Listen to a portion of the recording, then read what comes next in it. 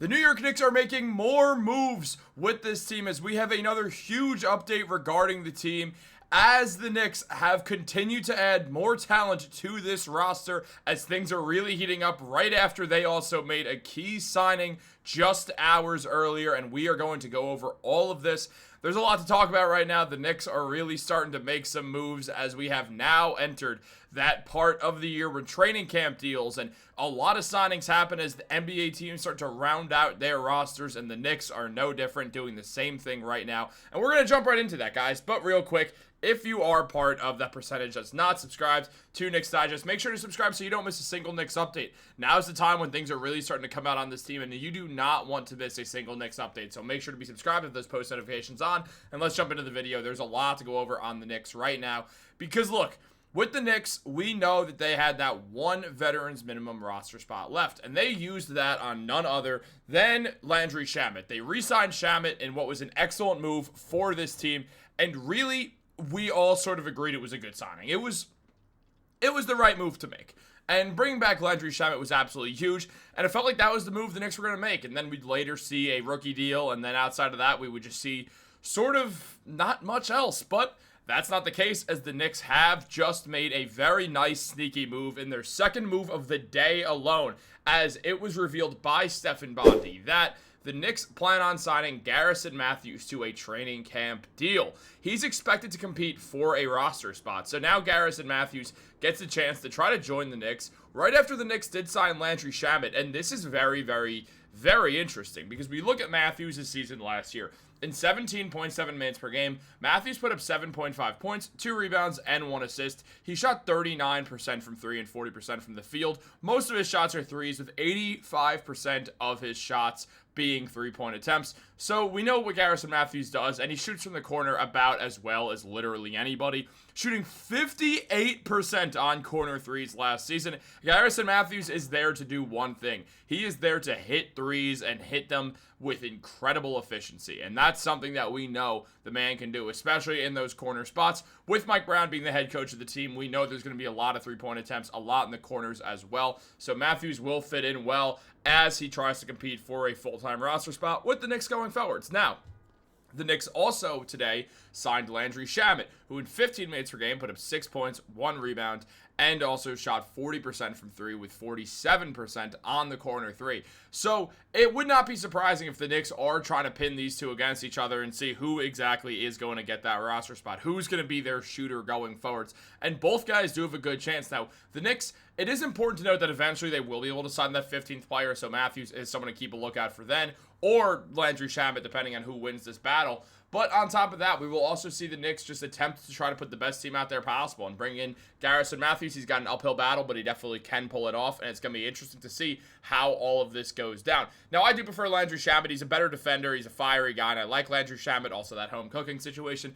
But Garrison Matthews is a really talented player. He was good with the Atlanta Hawks last year, and I'm surprised that he hasn't gotten a deal bigger than a training camp contract. However, I do think he'll manage to find his way continually in the NBA from this point forward as well. Look, we look at Garrison Matthews, and here's where things get really, really interesting.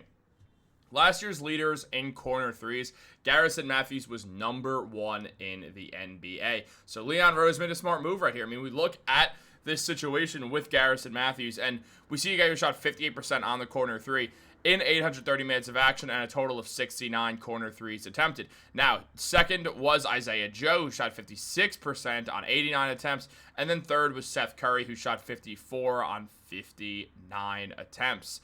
So we see guys like Isaiah Joe with Garrison Matthews. We see Isaiah Joe, Seth Curry, AJ Green, Malik Beasley, Luke Kennard, Royce O'Neal, Michael Porter Jr., Bryce Sensabaugh, and Aaron Nesmith. A lot of these guys are elite shooters, and Matthews was shooting at the corner better than any of them. Obviously, he was on a lot less attempts than a guy like a Malik Beasley. However, it is still really important to note.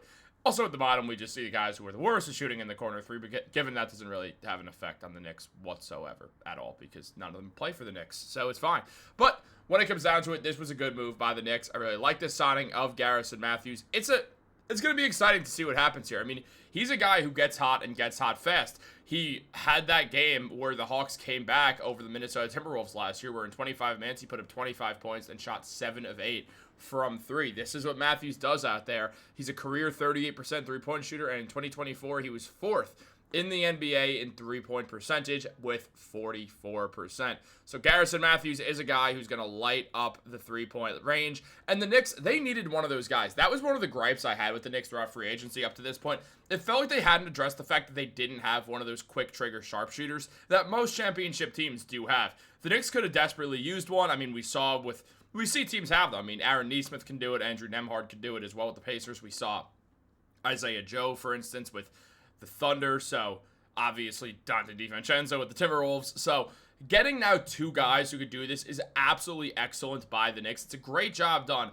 to really continue to put some elite shooters into this Knicks building because they needed one of those. They needed a guy who would be that pure sharpshooter type of guy, and now they have addressed that twice, so that's absolutely excellent news. As we know, also, the Knicks did re-sign Landry Shamet today. That was a big move the Knicks made. We already talked about that a bunch, so make sure to go check out the Landry Shamet video, but it is great to see that Landry Shamet's back with the Knicks, which makes this Garrison Matthews timing very interesting. The Knicks have decided to be active today, and it is going to be interesting to see what goes on after this point, how the Knicks continue to move forwards with the whole Garrison Matthews situation as well. So it's going to be interesting to see this battle between them, because that's what it likely feels like right now if he's competing for a roster spot, and we'll talk more about that in 1 second. But when we just look at everything surrounding the Knicks, and on top of that, we also saw the fact that the Knicks brought in Landry Shamet, who at the end of the year was absolutely electric. I mean, the man, over New York's final 10 regular season games, we saw Landry Shamet average 12.2 points and 3.3 made threes in 22.6 minutes while shooting 49% from the floor and 49% from the deep with 100%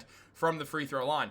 The only player to average more than 7 made three-pointers per 36 minutes over the 24-25 campaign's final 10 contests was none other than the greatest to ever shoot a basketball in Steph Curry. I did almost say Steph Curry. I'm not even going to lie to you guys, so that would have been embarrassing.